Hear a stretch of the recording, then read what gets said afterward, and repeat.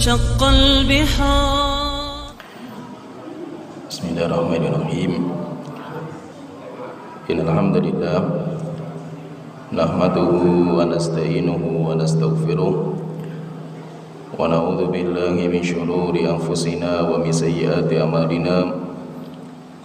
من يهده الله فلا مضل له ومن يضلل فلا هادي له. وأشهد أن لا إله إلا الله وحده لا شريك له وأشهد أن محمدا عبده ورسوله. أما بعد.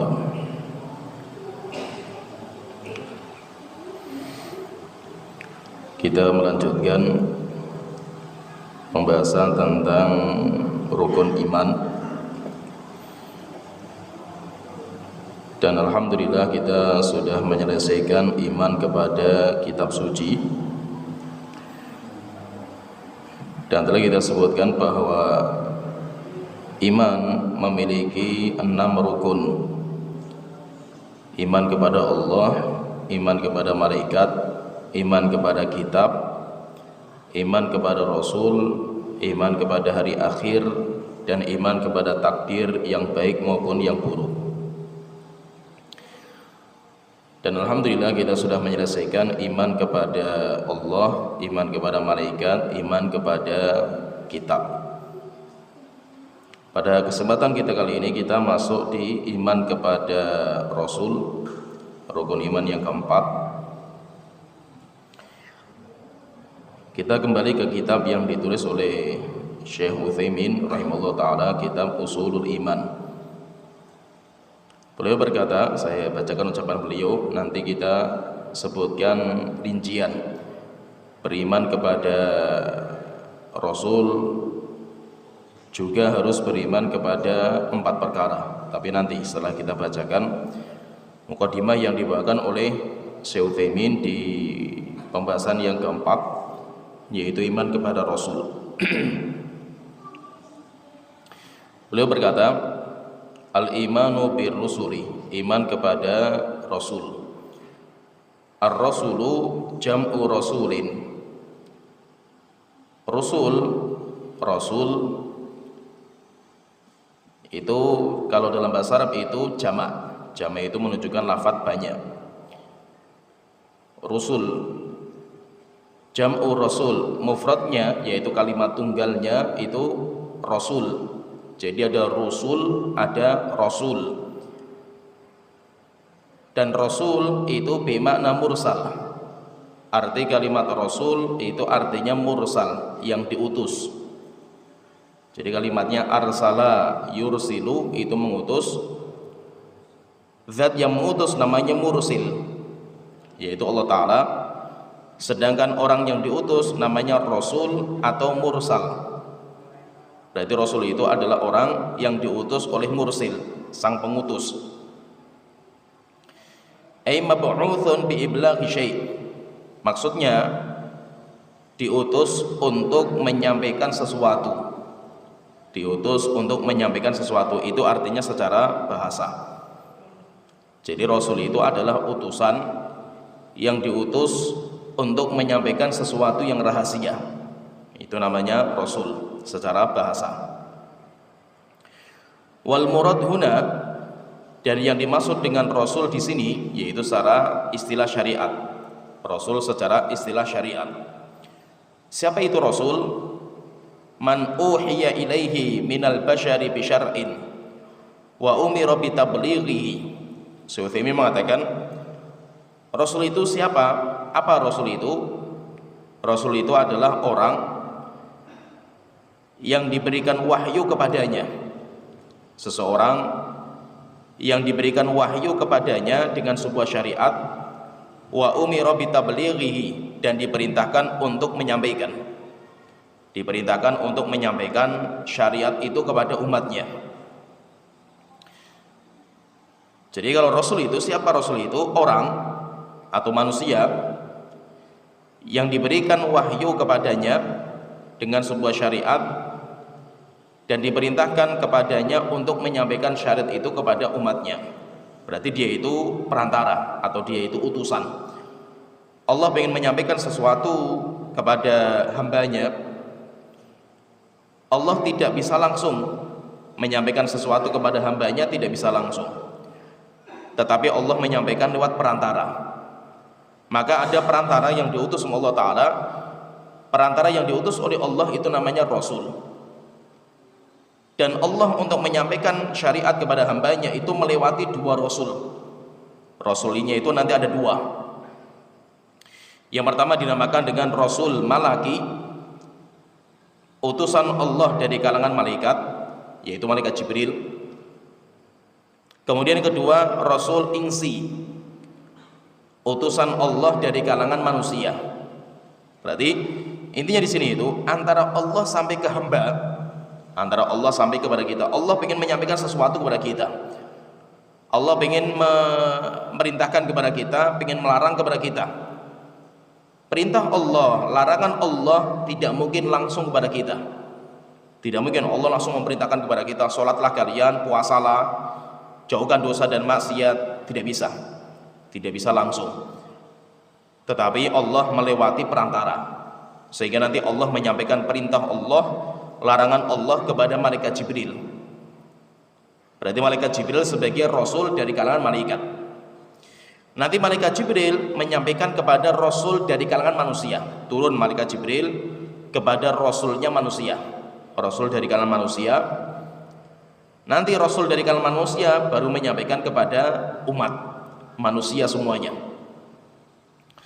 Berarti antara Allah sama kita, antara Allah sama kita itu ada perantara. Ada perantara. Perantara itu namanya Rasul. Perantara itu namanya Rasul. Rasul itu adalah utusan yang diutus oleh Allah Ta'ala dengan membawa sebuah misi. Misinya apa? Misinya adalah syariat.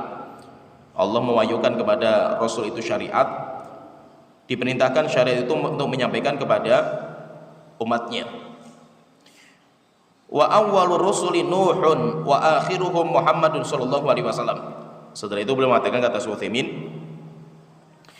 dan Rasul pertama yang Allah utus adalah Nabi Nuh. Rasul pertama adalah Nabi Nuh. Berarti sebelum Nabi Nuh nggak ada Rasul. Sebelum Nabi Nuh tidak ada Rasul, yang ada cuma Nabi. Seperti Nabi Adam. Nabi Adam itu Nabi dan beliau bukan Rasul. Demikian juga Adam Idris. Kalau Nabi Idris itu sebelum Nabi Nuh, berarti Nabi Idris itu Nabi, dia bukan Rasul. Kalau kita kan tartibnya biasanya kan Adam, Idris, Nuh. Tartibnya kan seperti Adam, Idris, Nuh. Berarti Nabi Nuh itu Rasul pertama. Berarti Nabi Adam dan Idris itu dia bukan Rasul, tapi dia adalah seorang Nabi. Jika Nabi Idris itu sebelum Nabi Nuh. Nanti insya Allah akan kita bahas di pertemuan berikutnya tentang konsekuensi kita beriman kepada Nabi dan Rasul itu, beriman kepada nama-nama mereka. Nanti akan kita sebutkan tartibnya. Jadi Nabi-Nabi itu tartibnya apa? Karena itu penting. Jadi Rasul pertama yang Allah Ta'ala utus itu adalah Nabi Nuh alaihissalam. Dan dalilnya banyak sekali Nabi Nuh ini. Wa akhiruhum Muhammadun sallallahu alaihi wasallam. Dan Nabi yang paling akhir yang diutus oleh Allah ke muka bumi itu adalah Nabi kita Muhammad sallallahu alaihi wasallam. Jadi dari Nabi Nuh sampai ke Nabi Muhammad sallallahu alaihi wasallam. Sebagaimana Allah Ta'ala berfirman, qala ta'ala, Allah Ta'ala berfirman, inna auhayna ilaikal kitab kama auhayna ila Nuhin wan nabiyyina min ba'di. Sesungguhnya kami mewahyukan kepada engkau Muhammad sebagaimana kami telah mewahyukan kepada Nuh wan nabiyyina min ba'di, dan nabi-nabi setelahnya. Yaitu kenapa kalau disebutkan Nabi Nuh bukan Nabi Adam? Padahal Nabi Adam itu nabi. Karena Nabi Adam bukan Rasul. Nabi Adam bukan Rasul, tapi Nabi Adam itu adalah nabi. Nabi tapi bukan Rasul.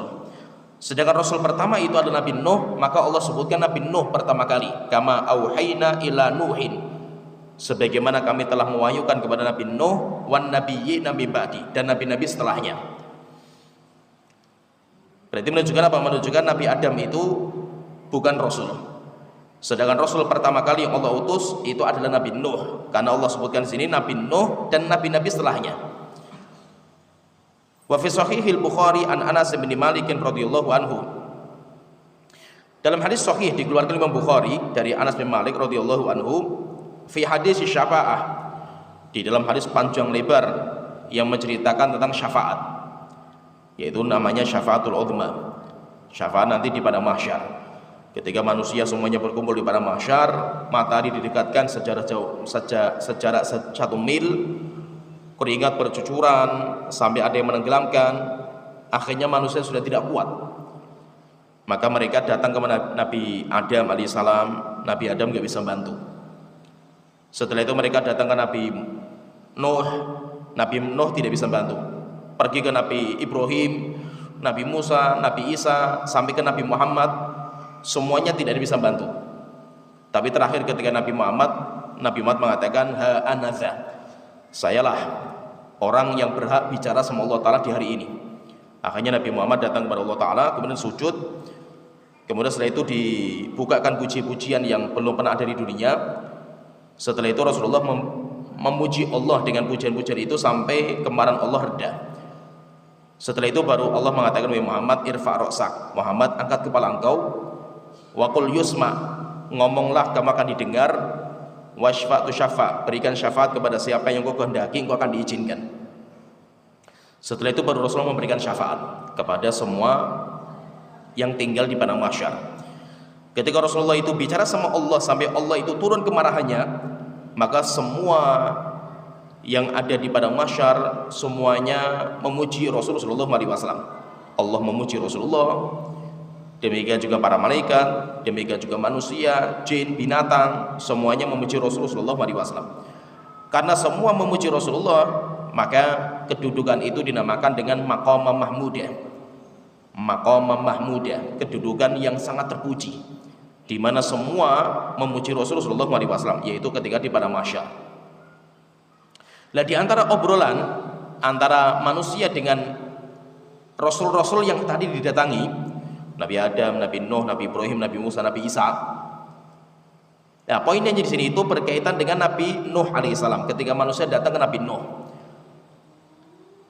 maka manusia itu datang ke Nabi Nuh karena Nabi Adam didatangi. Nabi Adam mengatakan, saya nggak bisa bantu kalian, saya tidak bisa bantu. Coba kalian pergi ke Nabi Nuh. Apa kata Nabi Adam mensifati Nabi Nuh itu? Maka dalam hadisnya disebutkan Rasulullah mengatakan, annan nasa ya'tuna ila Adam. Orang-orang datang ke Nabi Adam, liyashfa'a lahum fayatadhiru ilaihim, untuk minta syafaatnya Nabi Adam, tapi Nabi Adam tidak bisa memberikan syafaat. Beliau minta udzur, nggak bisa memberikan syafaat.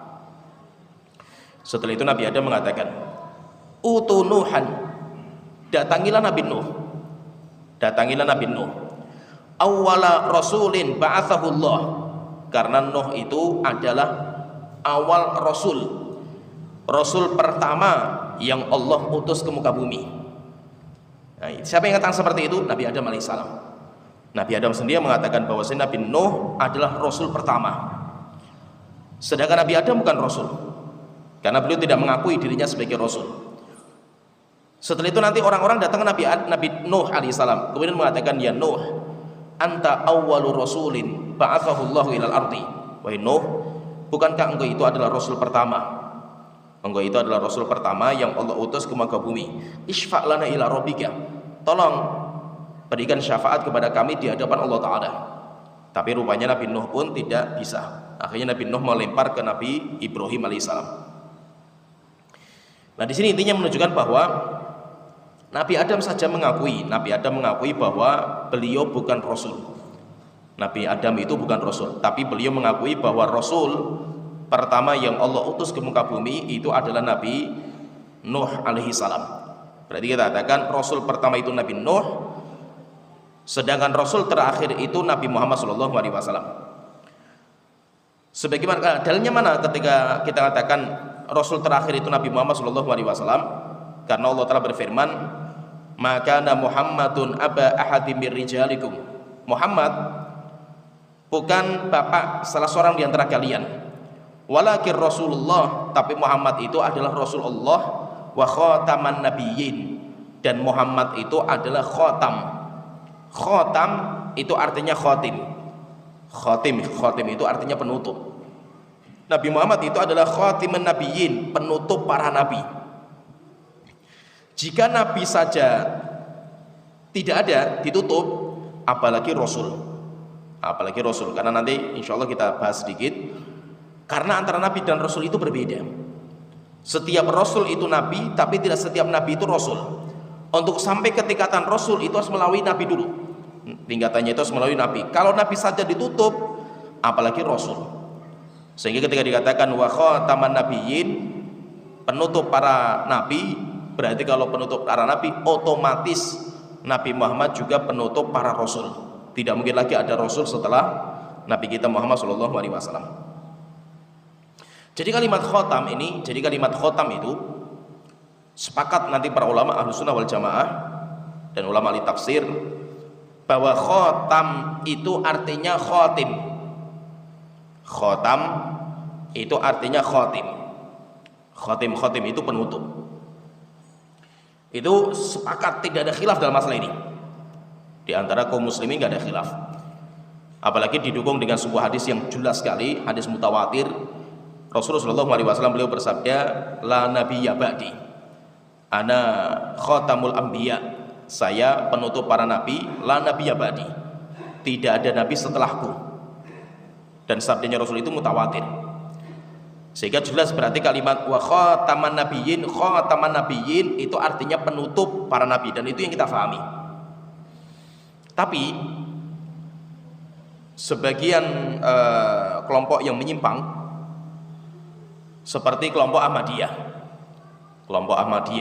mereka mengaku meyakini bahwa ada nabi setelah Rasulullah SAW. Sehingga pemimpin mereka namanya Mirza Ghulam Ahmad dijadikan sebagai nabi bagi mereka.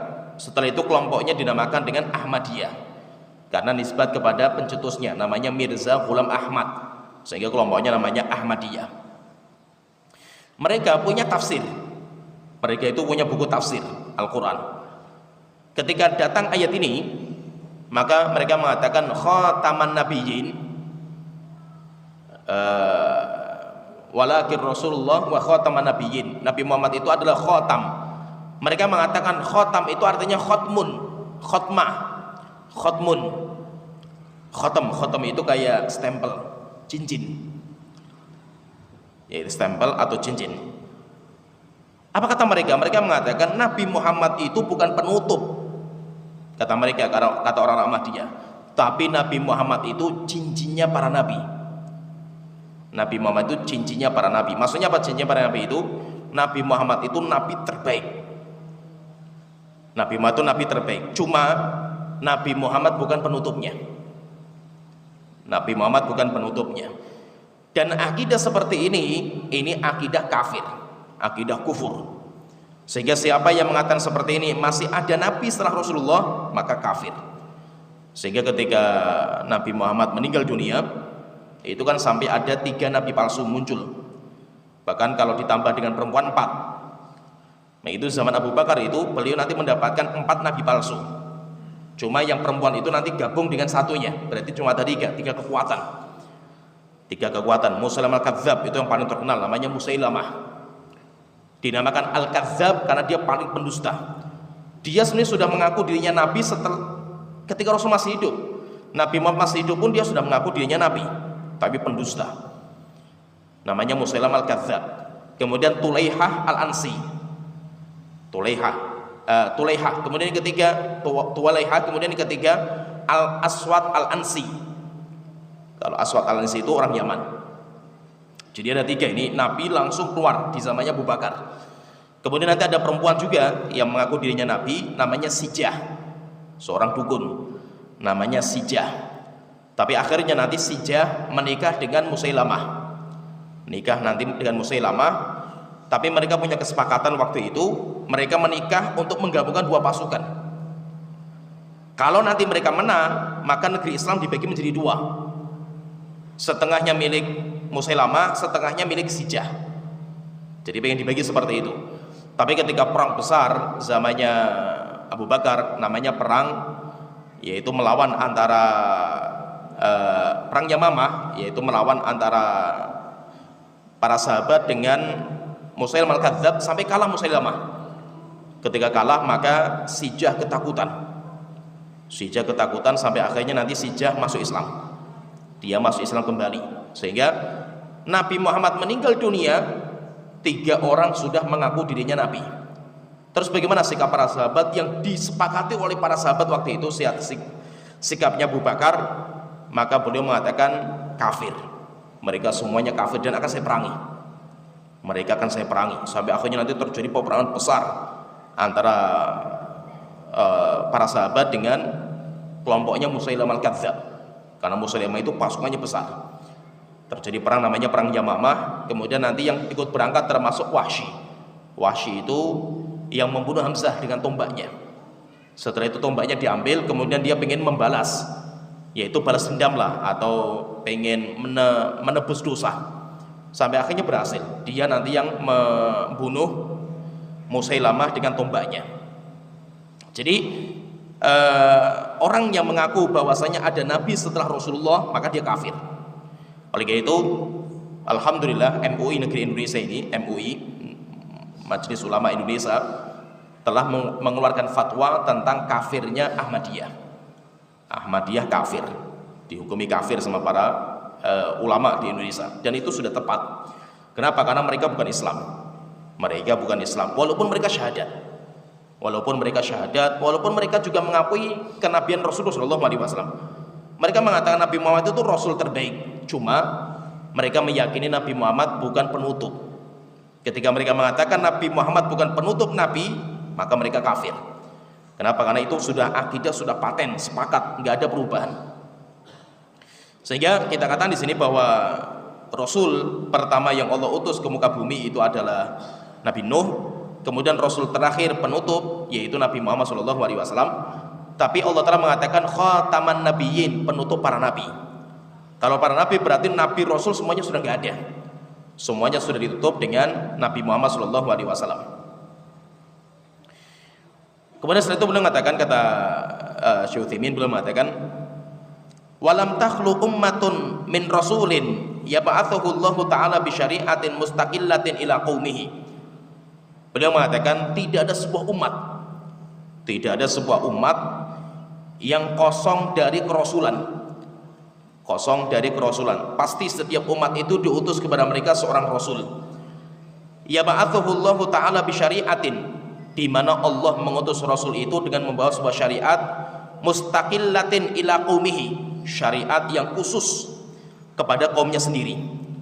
Jadi ada sebuah kaum, Allah utus kepada kaum itu seorang rasul, dan rasul itu membawa sebuah syariat khusus kepada itu saja, yaitu kepada kaumnya. Jadi setiap umat pasti diutus kepada mereka seorang rasul. Terus bagaimana kalau rasulnya meninggal? Kalau rasulnya meninggal, maka nanti diutus seorang nabi. Yang mana nabi itu tugasnya memperbaiki agama rasul yang sudah dirubah oleh tangan manusia setelah rasul itu meninggal dunia. Maka setelah itu beliau mengatakan au nabiyun, pasti Allah kalau tidak mengutus rasul, au nabiyyin, pasti Allah mengutus seorang rasul. Yuha ilaihi bi syari'atin min qablihi, di mana nabi itu diberikan syariat dari syariat rasul sebelumnya, liyujaddidaha, dengan tugas supaya memperbaiki. Jadi tidak ada sebuah umat kecuali pasti Allah akan turunkan kepada mereka sebuah syariat. Allah akan turunkan kepada mereka sebuah syariat untuk beribadah kepada Allah Ta'ala. Syariat kalau berdiri sendiri, maka syariat khusus yang Allah telah berikan kepada seseorang itu Allah berikan kepada seorang rasul. Rasul itu membawa syariat sendiri, diutus oleh Allah Ta'ala, kemudian menyampaikan kepada umatnya. Sedangkan Nabi tidak. Kalau Nabi tidak, Nabi diutus dengan membawa syariat sebelumnya, syariat Rasul sebelumnya. Kemudian tugasnya Nabi itu memperbaiki kerusakan yang sudah dikerjakan sama masyarakat setelah Rasul itu meninggal dunia. Sehingga nanti semua itu pasti diutus ini. Semua itu diutus Rasul atau diutus seorang Nabi. Sehingga nanti dari situ kita memahami perbedaan. Kita nanti memahami perbedaan antara Nabi dan Rasul. Sebagian mengatakan, hatta Suyuthaimin pun nanti juga mengatakan seperti itu. Walaupun nanti di buku yang lain nanti Suyuthaimin mengkritiki pendapat seperti itu. Jadi dia mengatakan itu masyhur. Pendapat ini masyhur. Kalau Rasul perbedaannya itu, Rasul diperintahkan untuk menyampaikan, kalau Nabi tidak diperintahkan untuk menyampaikan. Tapi ini dibantah banyak oleh para ulama. Kok bisa Nabi gak diperintahkan? Padahal ulama saja yang bukan Nabi saja diperintahkan. Maka sebagian ulama mengatakan maksudnya diperintahkan untuk menyampaikan, yaitu dia datang kepada masyarakat kemudian diperintahkan untuk menyampaikan syariat itu. Dan siapa yang tidak beriman kafir. Sehingga sampai bisa mengilzam itu memaksa. Kamu harus ikut apa yang saya perintahkan, apa yang saya sampaikan. Tidak beriman kafir kamu. Yang bisa seperti itu Rasul. Maka Rasul diperintahkan untuk menyampaikan. Siapa yang tidak menerima kafir. Yang bisa seperti itu siapa? Rasul. Sedangkan Nabi tidak diperintahkan untuk menyampaikan. Maksudnya tidak diperintahkan untuk mengilzam. Kamu harus ngikuti saya, kalau tidak ngikuti kafir kamu. Nggak bisa. Kalau Nabi nggak seperti itu. Nabi itu tugasnya memperbaiki agama Rasul yang sudah dirubah, sehingga sudah dirubah oleh tangan-tangan manusia. Akhirnya datang Nabi yang memperbaiki. Tapi kalau sampai mengilzam, memaksa orang untuk mengikuti dia, siapa yang tidak mengikuti kafir, maka Nabi tidak bisa seperti itu. Itu yang dimaksud. Sebagian ulama mengatakan itu yang dimaksud dengan ucapan para ulama, wa umira bitablighi. Rasul diperintahkan untuk menyampaikan, sedangkan Nabi lam yu'mar bitablighi, tidak diperintahkan untuk menyampaikan. Maksudnya apa? Fahami ya. Jadi kita maksudnya itu, walaupun nanti banyak ulama yang membantah ucapan seperti ini, tapi kita harus paham maksudnya itu apa. Ulama-ulama yang mengatakan seperti itu maksudnya apa? Sebagaimana disampaikan Suyuthaimin dalam fatwanya ditanya, Syekh, kenapa kok Anda mengatakan bahwa perbedaan Nabi dan Rasul itu, kalau Rasul diperintahkan untuk menyampaikan, kalau Nabi tidak diperintahkan? Karena itu pendapat aneh kan, maksudnya itu dibantah sama banyak ulama. Maka beliau mengatakan seperti itu, yaitu maksudnya itu diilzamkan, diharuskan untuk menyampaikan, dan yang tidak menyampaikan atau yang sampai dan gak beriman maka dijuluki sebagai orang kafir. Itu hanya Nabi, itu hanya Rasul. Nabi tidak seperti itu. Karena Nabi itu dia datang untuk memperbaiki kerusakan dari syariat Rasul sebelumnya. Kalau Rasul tidak. Rasul dia datang bawa syariat yang baru ke sebuah umat.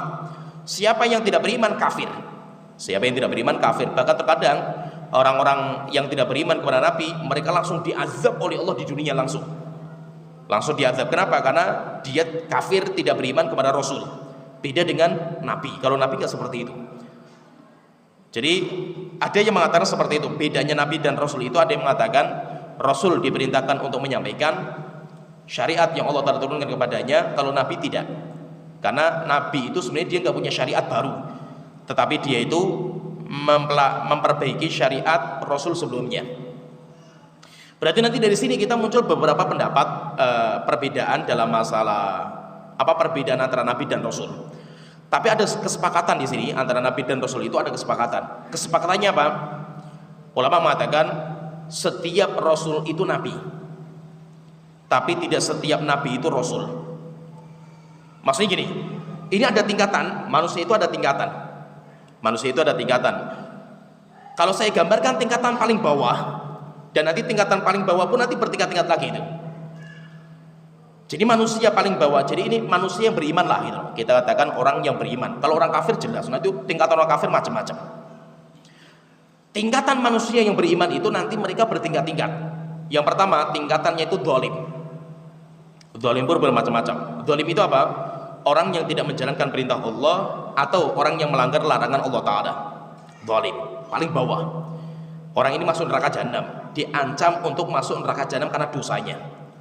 Setelah itu di atasnya namanya muktasid, orang yang efisien. Dia menjalankan kewajiban saja, meninggalkan larangan saja. Itu saja wis, larangan yang haram dijalankan, yang wajib saja, itu sajalah itu. Nanti di atasnya itu namanya sabik. Sabiq itu orang yang bersegera dalam kebaikan. Sabiq ini sebagian mengatakan ini yang dinamakan orang soleh. Orang soleh terbaik itu yang ini. Jadi namanya soleh. Untuk menjadi orang soleh itu harus melewati ini dulu. Nanti di atasnya orang soleh, di atasnya orang soleh itu syahid. Di atasnya soleh, kemudian syahid. Di atasnya syahid itu siddiq. Untuk menjadi orang siddiq itu harus melewati ini semua. Jadi namanya pangkat. Untuk sampai ke jenderal ke bintang 3 itu harus melewati bintang 1 ke 2. Nggak bisa, langsung loncat nggak bisa. Jadi harus naik. Jadi pangkatnya itu harus naik. Ini tingkatannya ini naik lagi tingkatannya ini naik lagi tingkatannya ini, sampai nanti ke jenderal. Jenderal pun nanti bertingkat-tingkat juga. Nah, jadi seperti itu. Jadi nanti soleh, orang soleh, kemudian di atasnya syahid, syahid, kemudian di atasnya lagi siddiq. Di atasnya lagi siddiq, kemudian di atasnya siddiq nabi.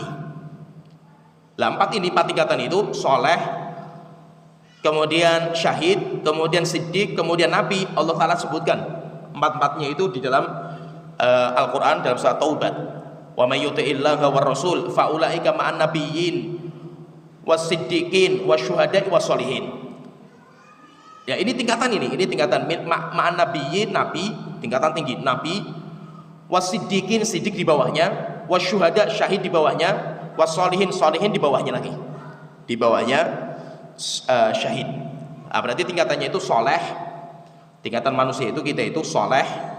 Kalau kesolehan kita itu tinggi sekali, maka nanti akan naik pangkat menjadi syahid. Dan itu nggak mudah. Kalau kita membaca dalil yang dijuluki syahid di umat ini saja cuma 2. Syahid itu cuma dua orang, Umar bin Khattab dan Utsman bin Affan. Untuk sampai ke sini itu nggak main-main, itu luar biasa susahnya. Sehingga 2 orang ini dijuluki sama Rasul sebagai syahid. Sedangkan yang lain nggak. Walaupun Ali bin Abi Thalib dibunuh juga, tapi tidak ada dalil yang menyebutkan bahwasanya Ali itu syahid. Syahid maksudnya julukan syahid itu tidak. Tapi yang dijuluki syahid itu adalah Umar dan Utsman. Setelah itu dari syahid ini kalau kuat sekali imannya, naik lagi tingkatan siddiq. Dan siddiqnya umat ini cuma 1. Siddiqnya umat ini cuma 1, yaitu Abu Bakar As-Siddiq. Sedangkan siddiqnya di zaman sebelumnya, zamannya Nabi Isa, itu Maryam itu siddiq, tidak nabi. Maryam tidak nabi, Abu Bakar juga bukan nabi. Setelah itu dari siddiq ini nanti naik lagi tingkatan berikutnya namanya nabi. Tingkatan nama nabi. Nabi nanti naik lagi tingkatan dari nabi, naik lagi menjadi rasul. Jadi rasul itu di atasnya nabi. Nanti di atasnya rasul ada namanya ulul azmi. Ulul azmi itu nanti ada paling tinggi. Maka untuk menjadi ulul azmi itu melewati ini semua. Jadi untuk melewati ulul azmi itu semuanya naik ini. Sehingga kita katakan apa? Ulul azmi itu pasti rasul dan pasti nabi. Pasti. Jadi ulul azmi. Nanti dari ulul azmi nanti pangkatnya terpecah menjadi 2. Di atasnya ulul azmi itu siapa? Maka nanti terbagi menjadi 2. Ada Kalimur Rahman, ada Khalilur Rahman. Kalimur Rahman, ada Khalilur Rahman. Kalimur Rahman itu adalah Nabi Musa alaihissalam, sedangkan Khalilur Rahman itu Nabi Ibrahim alaihissalam. Itu kayak pangkatnya itu terpecah menjadi 2. Nanti yang menggabungkan semua ini semua itu Nabi kita Muhammad sallallahu alaihi wasallam. Nabi kita Muhammad sallallahu alaihi wasallam, maka itu Nabi Muhammad sallallahu alaihi wasallam itu adalah nabi terbaik. Kenapa? Karena beliau menggabungkan semua ini. Semua pangkat ini beliau punya.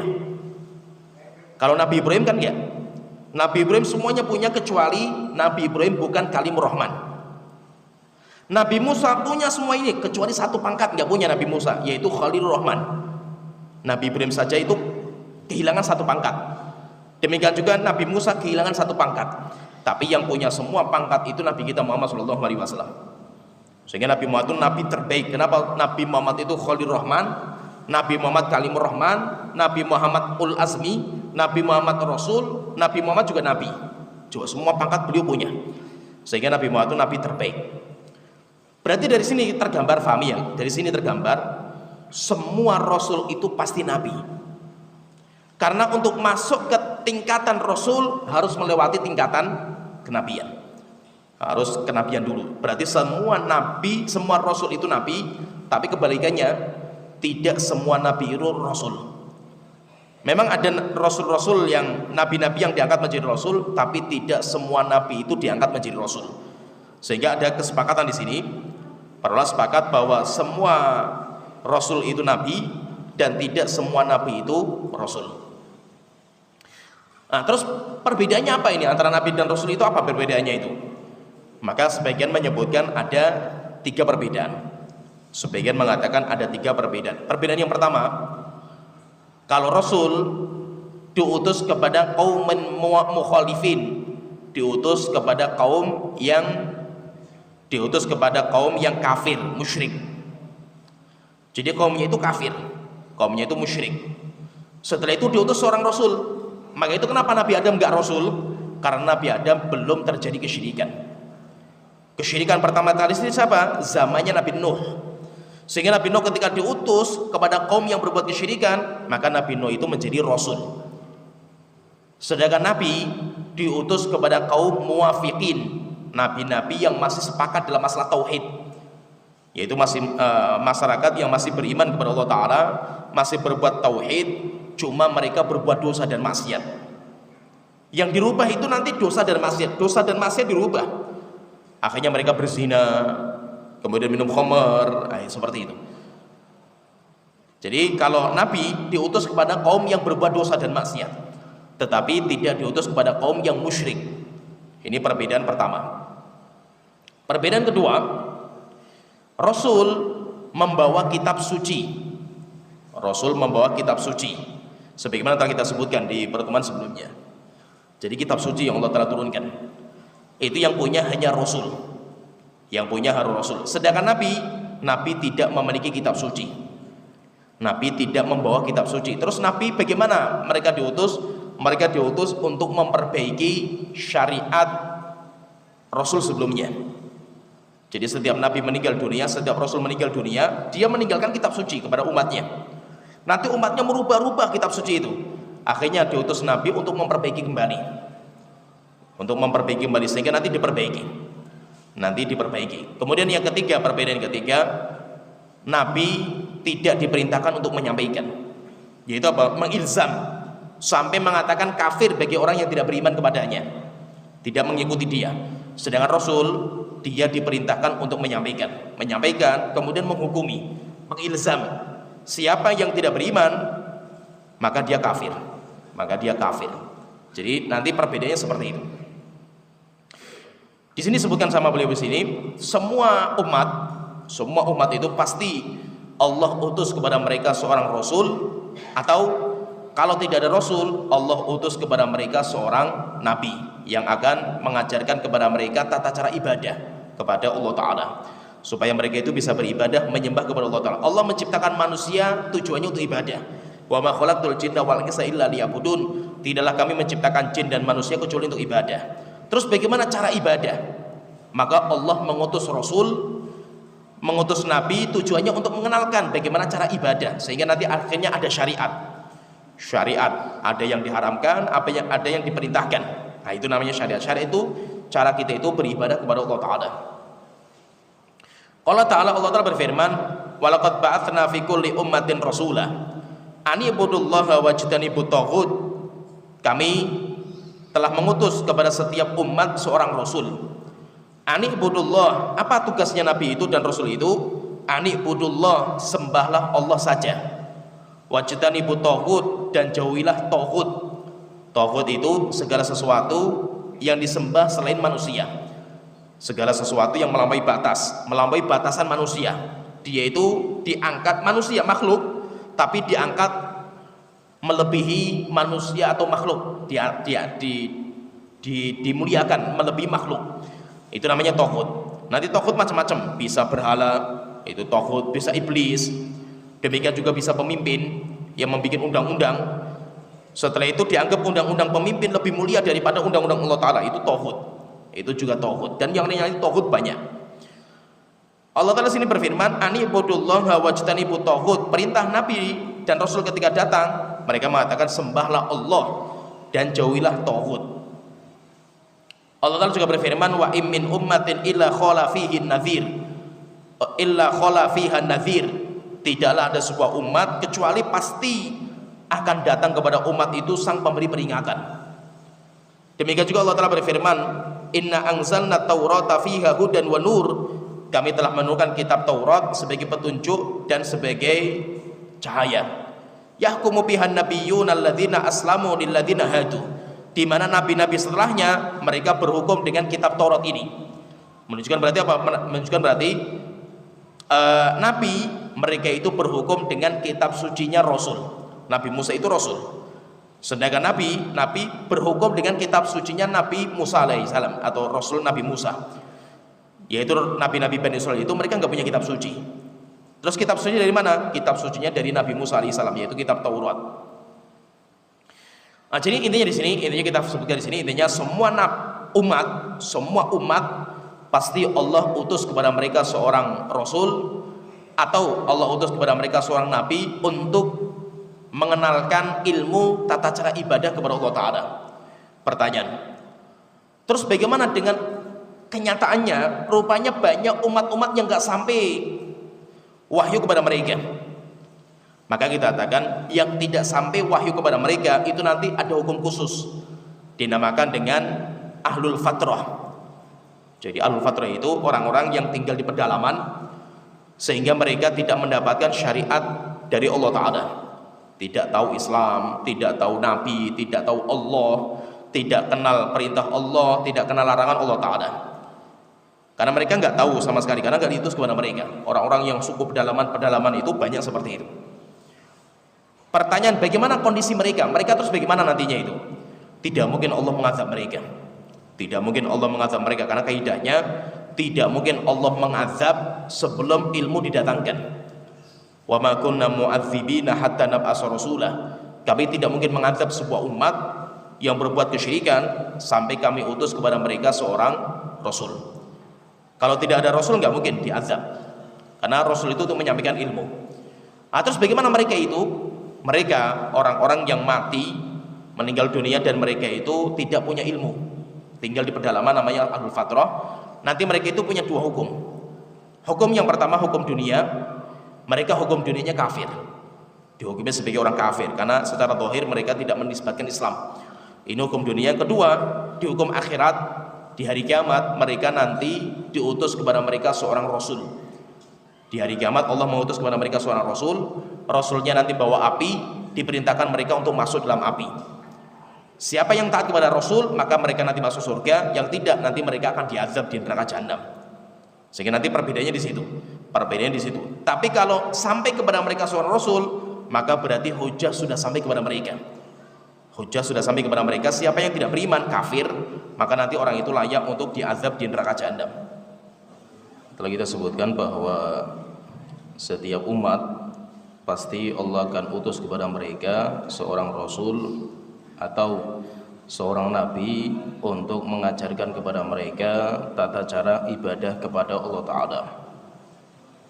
Jika syariat Allah tidak sampai kepada mereka, maka mereka dinamakan dengan ahlul fatrah, orang-orang yang kosong dari syariat Nabi dan Rasul. Maka mereka kalau meninggal dunia, di dunia mereka dihukumi orang kafir, sehingga tidak boleh kita sholatkan, tidak boleh kita doakan.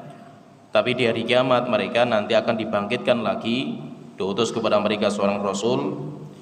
Apakah nanti mereka beriman atau tidak nanti setelah diutusnya Rasul sebagai ujian bagi mereka. Setelah itu beliau mengatakan, kata Syekh Utsaimin, "War-rusulu basyarun makhluquna." Nabi dan Rasul itu manusia. Nabi dan Rasul itu manusia. Lahum min khasya'isir rububiyyati wal uluhiyyati syai'un. Laisa lahum min khasya'isir rububiyyati wal uluhiyyati syai'un. Mereka tidak memiliki sifat ketuhanan dan mereka tidak layak untuk disembah. Jadi Nabi dan Rasul itu mereka itu hamba, mereka itu makhluk. Sehingga walaupun hebatnya mereka, walaupun derajat mereka sangat tinggi, mereka tidak memiliki sedikit sifat ketuhanan. Mereka bukan Tuhan, apalagi sampai menjadi anak Tuhan. Mereka tidak memiliki sifat-sifat ketuhanan dan juga mereka tidak memiliki sifat-sifat uluhiyah layak untuk disembah, karena mereka bukan siapa-siapa. Yang layak untuk disembah hanya Allah Ta'ala, yang Tuhan hanya Allah Ta'ala. Qala ta'ala an nabiyhi Muhammad sallallahu alaihi wasallam wa huwa sayyidur rusuli wa a'dhamuhum jahan indallah.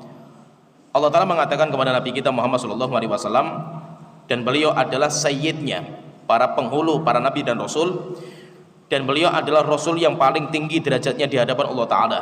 Tapi Allah Ta'ala mengatakan, qul, katakan wahai Rasulullah, la amliku li nafsi naf'an wala darran illa ma sya'allah. Saya tidak memiliki manfaat dan madarat untuk diriku sendiri kecuali apa yang Allah kehendaki. Walau kuntu a'lamul ghaiba lastakthartu minal khairi wa ma masaniya su. Katakan wahai Rasulullah kepada manusia, jika seandainya aku mengetahui perkara yang ghaib, niscaya aku akan memperbanyak kebaikan dan tidak mungkin kejelekan menimpa kepadaku. In ana illa nadhirun wa basyirun liqaumi yu'minun. Saya hanyalah pemberi peringatan dan memberi kabar gembira bagi orang-orang yang beriman. Demikian juga Allah Ta'ala berfirman, qul inni la amliku lakum darran wala rasyadah. Katakan wahai Rasulullah kepada manusia, saya tidak bisa memberikan manfaat dan madarat kepada kalian. Qul inni la yujirani minallahi ahadun. Katakan, sesungguhnya tidak ada yang bisa mencelakakan saya kecuali yang Allah takdirkan kepada saya. Walan ajida min dunihi multahadah. Dan saya tidak memiliki jalan keluar untuk lari kepada Allah Ta'ala, untuk lari dari Allah Ta'ala. Sehingga Nabi Muhammad walaupun manusia terbaik, Nabi Muhammad bukan Tuhan, dan Rasulullah tidak memiliki sifat-sifat ketuhanan, sehingga Rasulullah juga tidak layak untuk disembah. Wa talhaquhum khasa'isul basyariyati minal maradi wal mauti wal hajati ila ta'ami wasyarab wa ghairi dzalika. Karena Nabi dan Rasul itu manusia, maka karakter sifat manusia menempel pada diri mereka. Jadi mereka itu memiliki sifat kemanusiaan, yaitu sifat sebagai seorang manusia. Apa sifatnya itu? Mereka sakit, mereka juga mati, mereka juga butuh untuk makan dan minum. Demikian juga mereka menikah, mereka juga buang hajat seperti kita, mereka juga tidur dan yang lainnya. Bahkan mereka juga terkadang salah, bahkan mereka juga lupa. Rasulullah SAW pun sholat pernah lupa. Sahabat Rasulullah mengatakan, innama ana basyarum mithlukum, saya itu manusia biasa. Fa idza nasitu fadzakiruni, kalau kalian melihat saya lupa, tolong ingatkan saya. Menunjukkan apa? Nabi Muhammad juga lupa. Rasulullah juga marah terkadang. Rasulullah juga terkadang bercanda. Kenapa? Karena Rasul itu manusia biasa. Rasul itu manusia biasa. Cuma bedanya Allah memberikan kemuliaan kepada mereka dengan diberikan wahyu. Cuma wahyu ini tidak merubah karakter mereka, karakter sebagai manusia. Sehingga bukan berarti kalau sudah menjadi Rasul, mereka tidak tidur, mereka tidak mati, mereka bisa mengurusi alam semesta ini. Enggak. Mereka manusia biasa. Mereka tetap manusia biasa, sehingga karakter manusia ada pada diri mereka. Mereka pun kalau ditembak ya meninggal. Nabi pun ketika diperangi sama kaumnya ya bercucuran darah, karena mereka manusia biasa. Nah itu apa? Maka mereka itu bukan Tuhan. Maka menghilangkan sifat manusia biasa ini tidak bisa. Sehingga Nabi ya manusia biasa, mereka juga punya darah. Sehingga ketika mereka diperangi pun ya ada yang meninggal dunia. Bahkan ada seorang Rasul yang disembelih sama kaumnya, sampai akhirnya darah digunakan untuk pesta rakyat sama masyarakatnya. Manusia biasa. Sehingga Nabi tidak terbang, Nabi tidak menghilang, Nabi tidak kebal, enggak. Nabi manusia biasa. Karena karakter manusia itu ada pada diri mereka. Allah Ta'ala berfirman ketika mensifati Nabi Ibrahim, di mana Nabi Ibrahim mengatakan, walladzi huwa yut'imuni wa yasqin. Dialah Allah yang memberikan saya makan dan memberikan saya minum. Berarti Nabi Ibrahim pun makan dan minum. Wa idza maritu fa huwa yashfin. Kalau saya sakit, Allah yang mengobati saya. Walladzi yumituni tsumma yuhyin. Dialah Allah yang mematikan saya dan Allah menghidupkan saya. Berarti apa? Berarti Nabi itu manusia. Nabi itu manusia. Karakter manusia menempel pada diri mereka. Ketika mereka itu manusia, Nabi pun juga buang hajat, BAB, kencing. Ketika BAB-nya Nabi pun ya najis juga. Nabi ketika BAB pun ya najis, kencing pun najis. Bukan gara-gara Nabi dan Rasul akhirnya kencingnya tidak najis, tidak. Beliau manusia juga. Sehingga beliau itu juga buang hajat, beliau juga menikah, demikian juga beliau juga sakit, manusia biasa.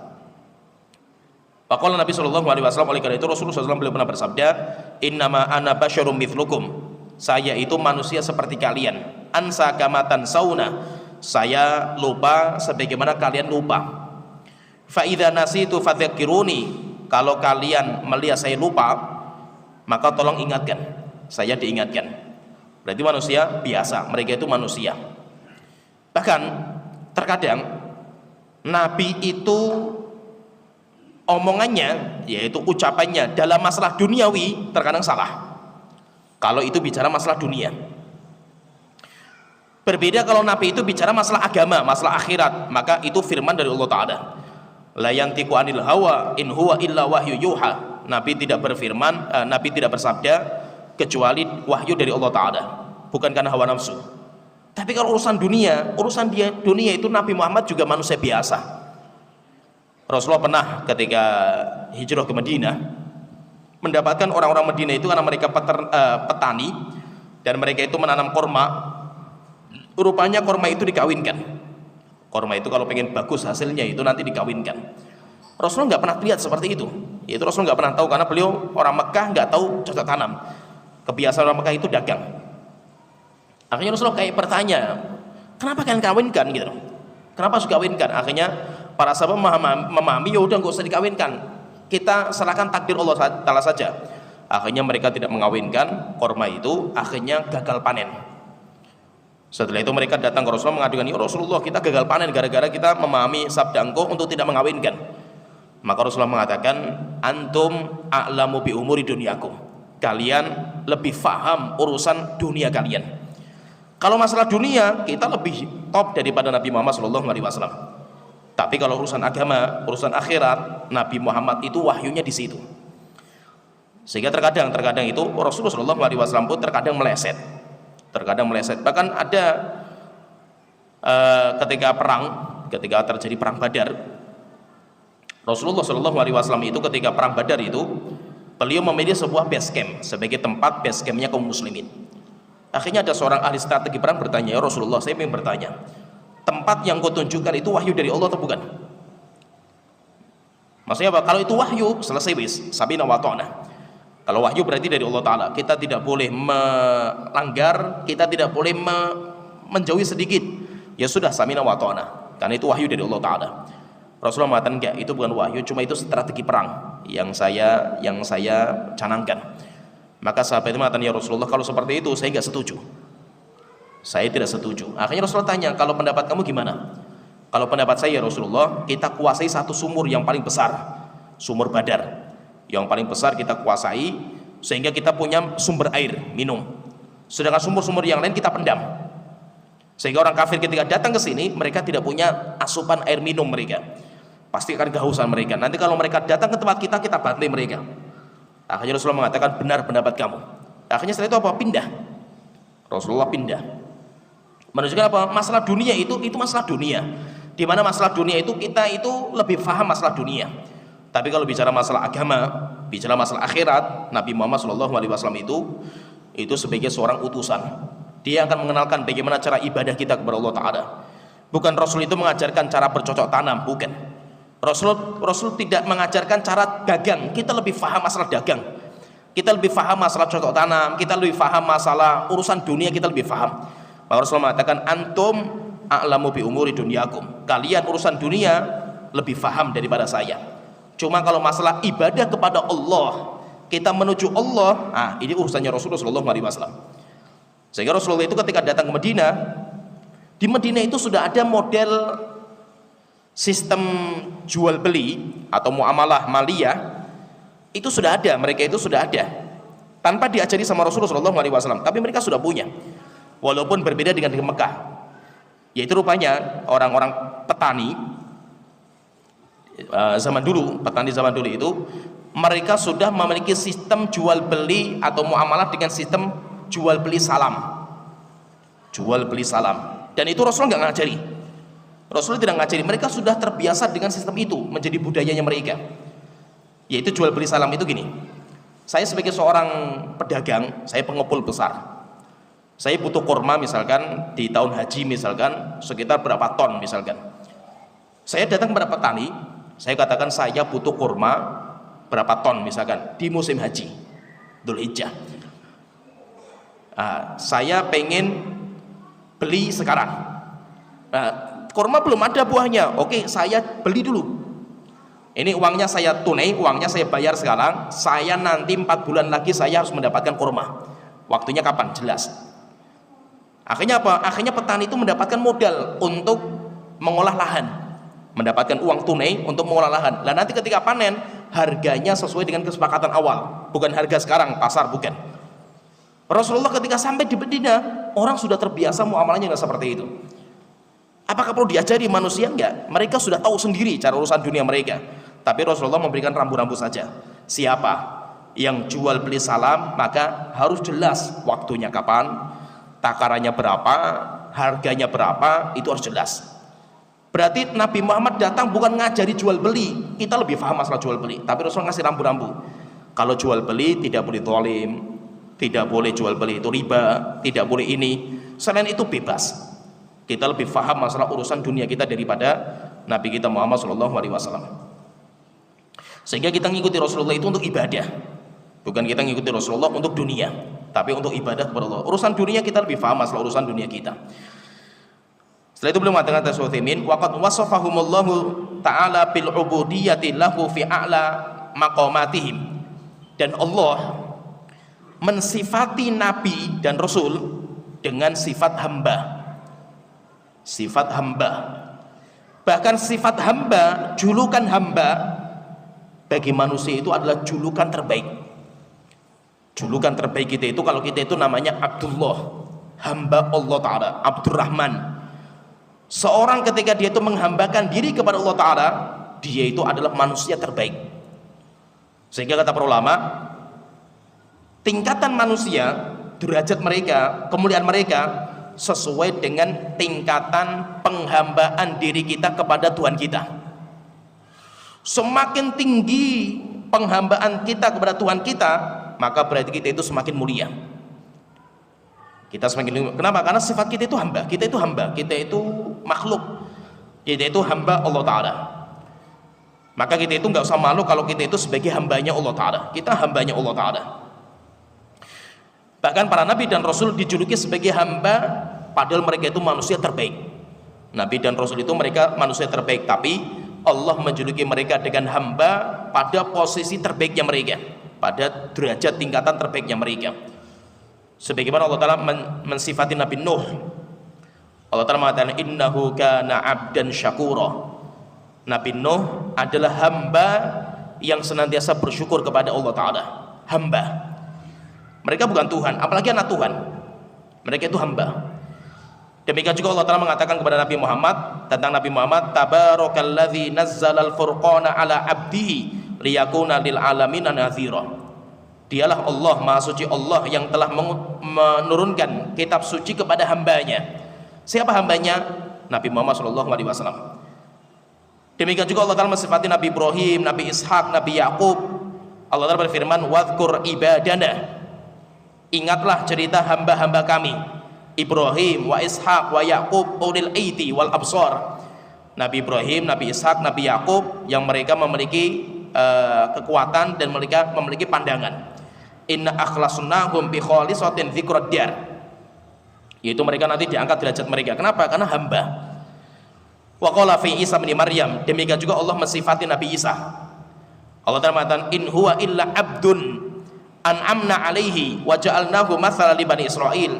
Tidaklah Isa kecuali hanya hamba.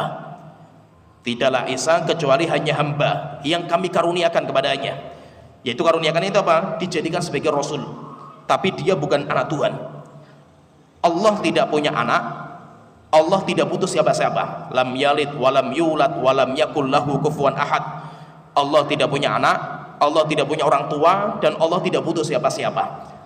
Sehingga apa? Sehingga jangan sampai pengagungan kita kepada nabi atau orang soleh menjerumuskan kita kepada kesyirikan. Jadi syirik itu, fahami ya, ini penting. Syirik itu, pintu yang membuka syirik itu adalah pengagungan. Jadi syirik itu muncul kenapa? Karena pengagungan. Syirik itu karena pengagungan yang berlebihan. Dan ini jadi masalah itu berlebihannya itu. Orang-orang soleh, para nabi, orang-orang soleh, para wali, mereka harus kita muliakan. Mereka harus kita muliakan. Kenapa kita muliakan? Karena mereka dimuliakan oleh Allah Ta'ala. Allah muliakan mereka. Nabi Isa pun dikatakan abdun an'amna alihi. Kami berikan karunia, kami angkat martabatnya. Karena Allah mengangkat martabat mereka, maka kita pun juga harus mengangkat martabat mereka.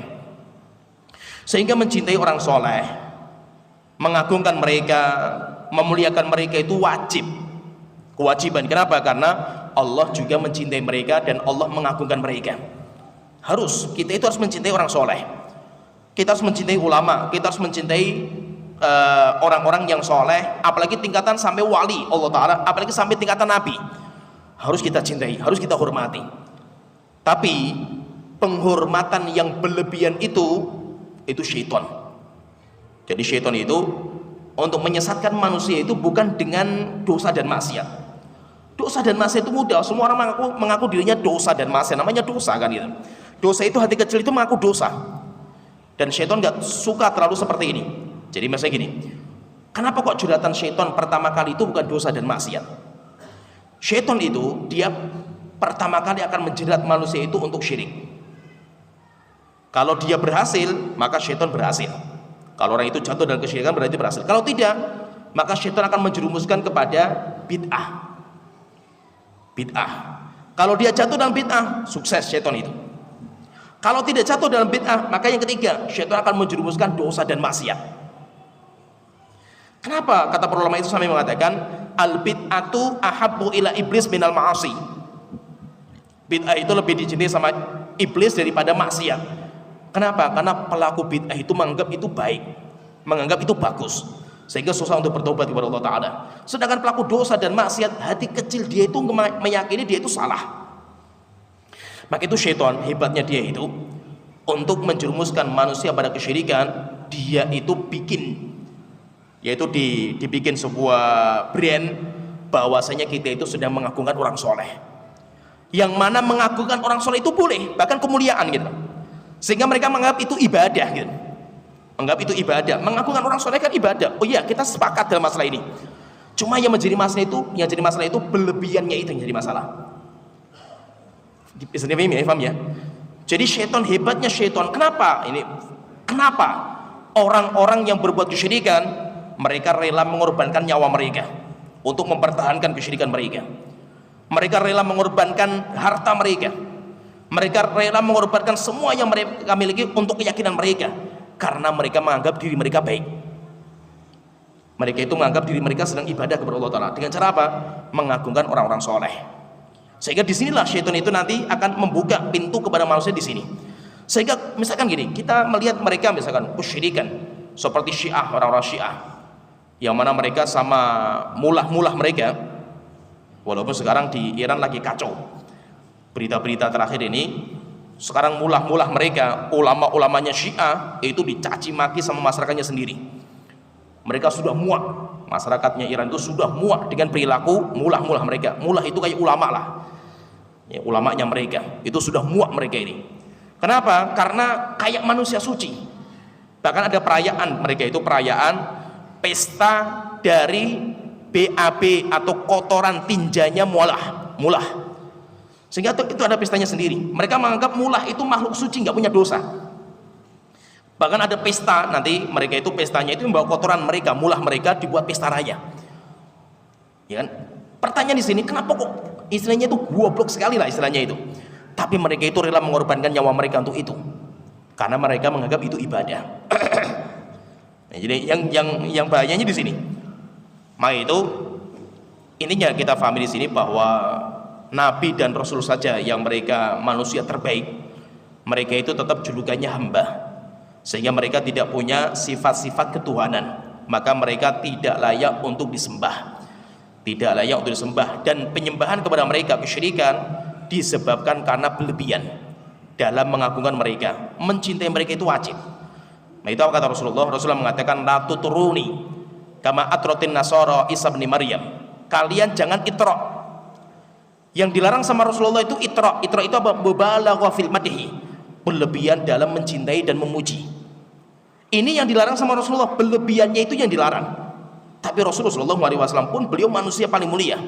Sampai Rasulullah mengatakan, ana sayyidu bani Adam wala fakhr. Saya itu sebagai sayyid, penghulu semua manusia nanti dari kiamat, dan saya enggak sombong. Rasulullah itu pemimpin, Rasulullah itu manusia terbaik, harus kita muliakan. Tapi memuliakan Rasulullah berlebihan sampai tingkatan kayak memiliki sifat ketuhanan, ini yang tidak dibolehkan. Ini yang bahaya. Nah, itu kenapa Rasulullah mengatakan ketika mau meninggal dunia, Rasulullah dikabari ya Rasulullah sama salah satu istrinya yang ikut hijrah ke Habasyah, sehingga di Habasyah lihat bagaimana perbuatan orang-orang Kristen yang mereka kalau ada pendeta yang meninggal dibikinkan gambarnya ditempel di gerejanya mereka, kuburannya diagungkan sama mereka. Maka Rasulullah mengatakan ulaika idza mata fihim rajulun saleh, mereka itu orang-orang Kristen Yahudi, kalau ada orang soleh di antara mereka meninggal dunia, mereka mengagungkan kuburannya. Bahkan mereka bikin patung-patung, bikin gambar-gambar, kemudian mereka menyembah kepada orang-orang soleh ini. Setelah itu Rasulullah mengatakan, saya larang kalian dari perbuatan seperti ini. Setelah itu sampai Rasulullah mengatakan, laknatullah alal yahudi wa nasara. Semoga Allah melaknat orang-orang Yahudi dan Nasrani karena mereka menjadikan kuburan orang-orang soleh dan kuburan Nabi mereka sebagai tempat ibadah.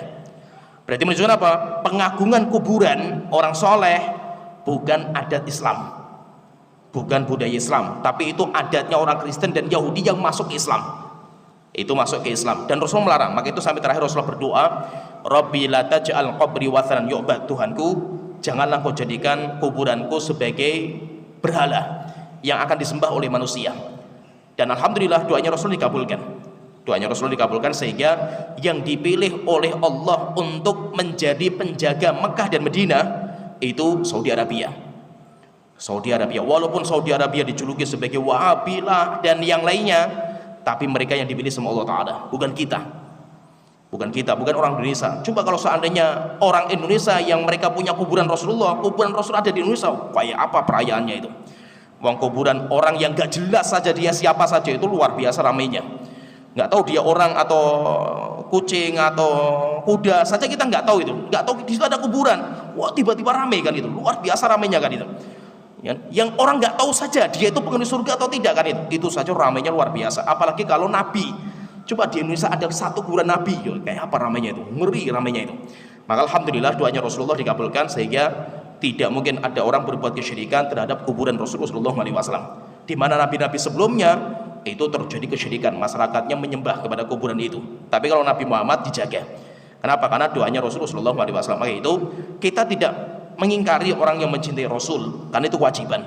Kita tidak mengingkari dan membenci orang yang menghormati dan mengagungkan orang-orang soleh, karena itu kewajiban.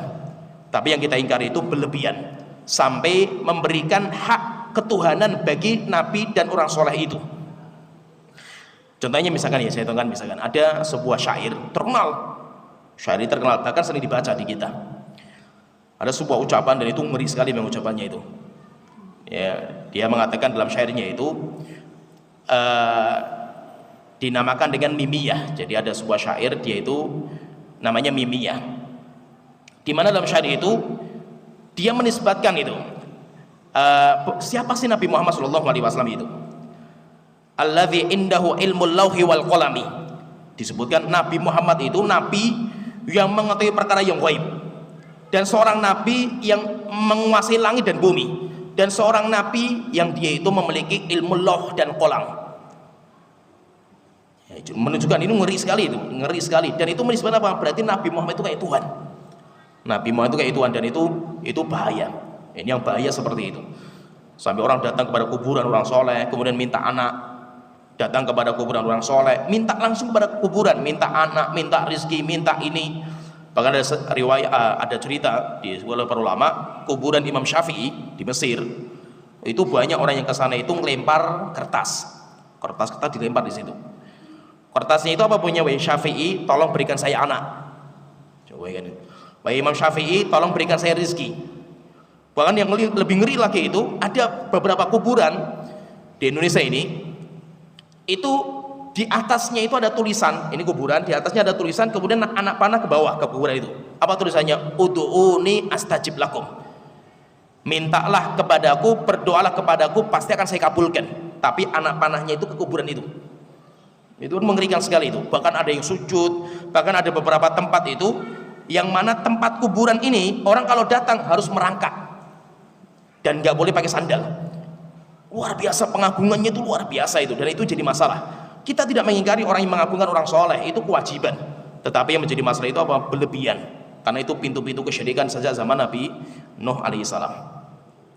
Ya, sampai di sini pembahasan kita. Nanti insya Allah kita lanjutkan lagi pembahasan iman kepada Rasul. Ada 4 perkara yang wajib kita yakini terhadap iman kepada Rasul. Nanti akan kita sampaikan di pertemuan berikutnya. Sampai di sini wa akhiru da'wana alhamdulillahirabbil alamin sallallahu Muhammad wa ala alihi washabbihi ajmain.